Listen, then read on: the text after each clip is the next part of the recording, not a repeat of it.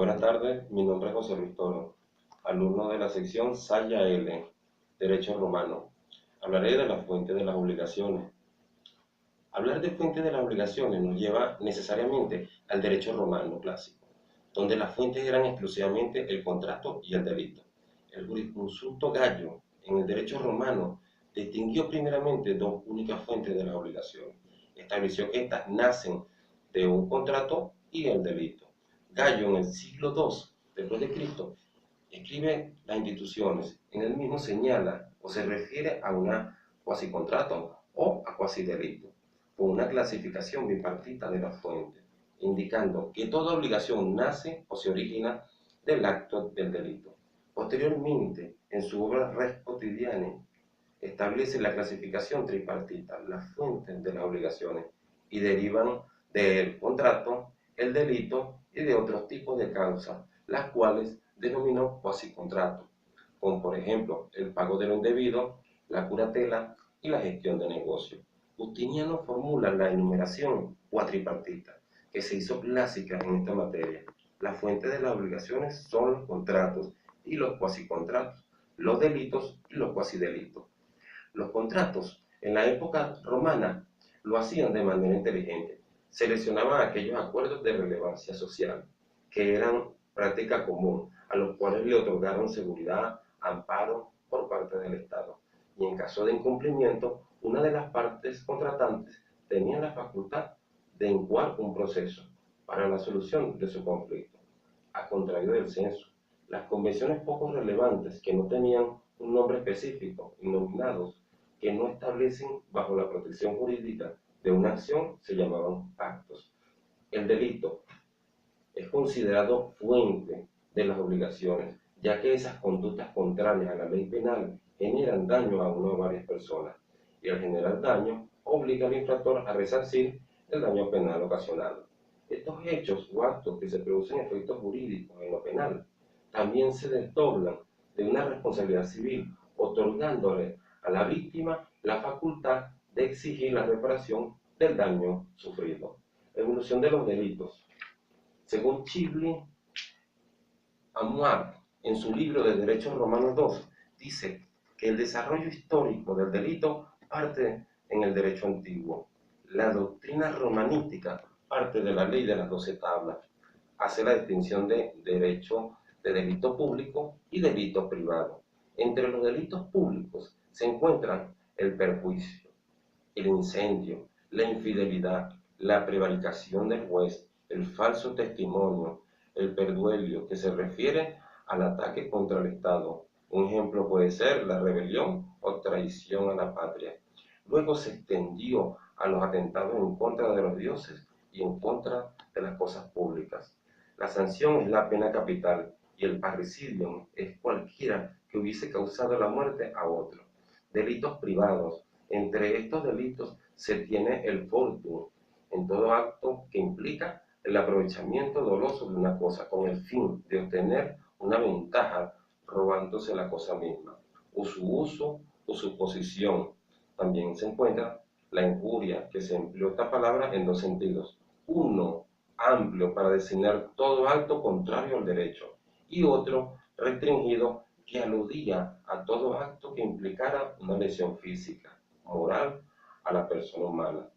La rapiña también era otro de los factores, era el robo cometido con violencia. Se creó una acción especial por el pretor Lucilo, la Actio Bonorum, por la cual la víctima podía reclamar una indemnización privada del cuádruplo del valor del objeto, y el danno in nulla datum, realizado por una persona que sin intención que ocasionara un perjuicio a otra, configuraba el delito de daño a la propiedad ajena, y la presunción era diversa. Para algunos, la ley del talión, y para otros, la composición voluntaria. Delitos privados.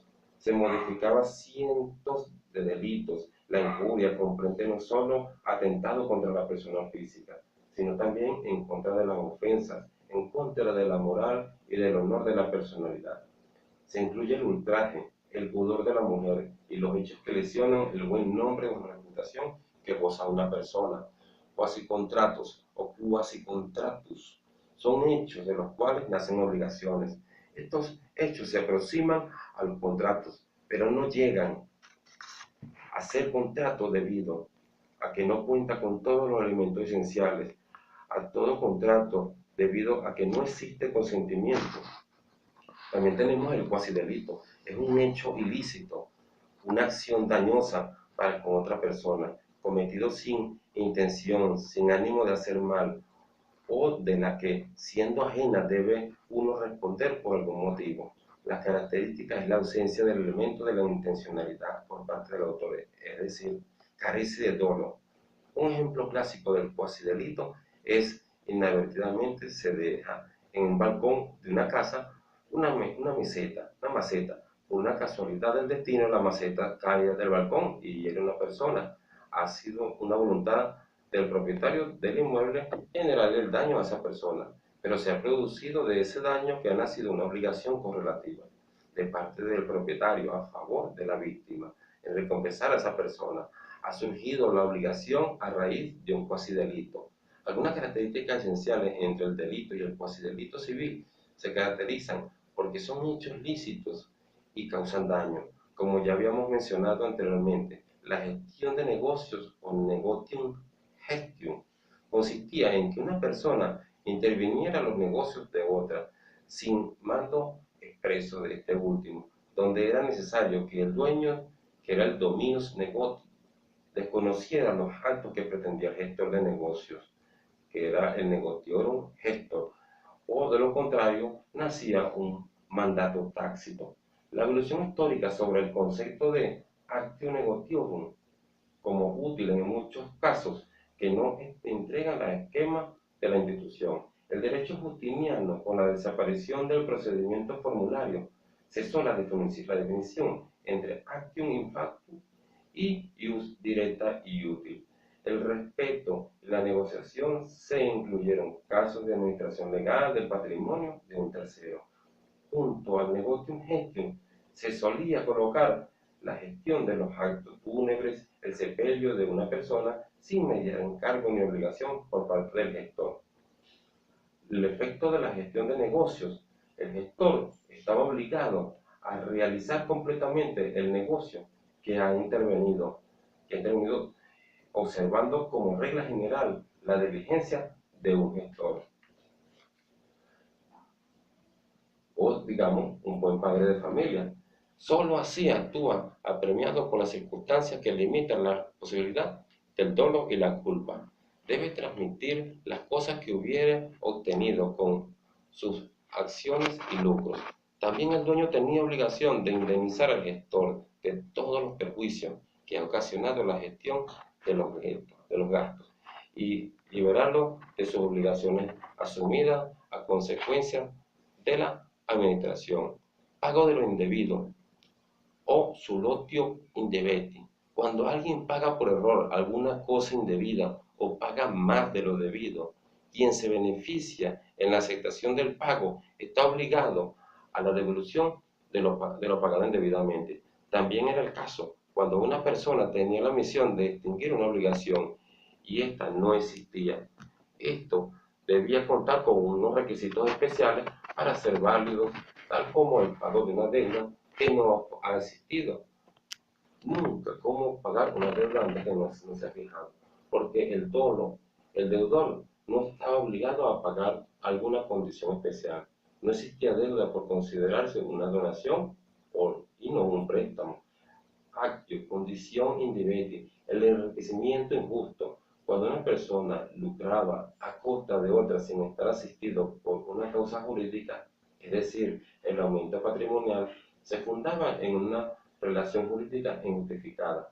Era fuente de relaciones obligatorias entre aquellos que por herencia o por conceso llegaba a ser copropietario de la misma cosa, es decir, sobre una cosa varios sujetos con sus propietarios. Era obligación del heredero aceptar la herencia, aunque con ella viniera acompañada la deuda. Para terminar, ha sido de gran comprensión el tema de las fuentes de las obligaciones. Este nos enseña cómo era la manera de adquirir compromisos de manera jurídica desde la antigua Roma y nos muestra cómo eran las fuentes de engendrar obligaciones, cosas que podemos decir que se cumplen prácticamente con los mismos principios hoy en día. Muchas gracias.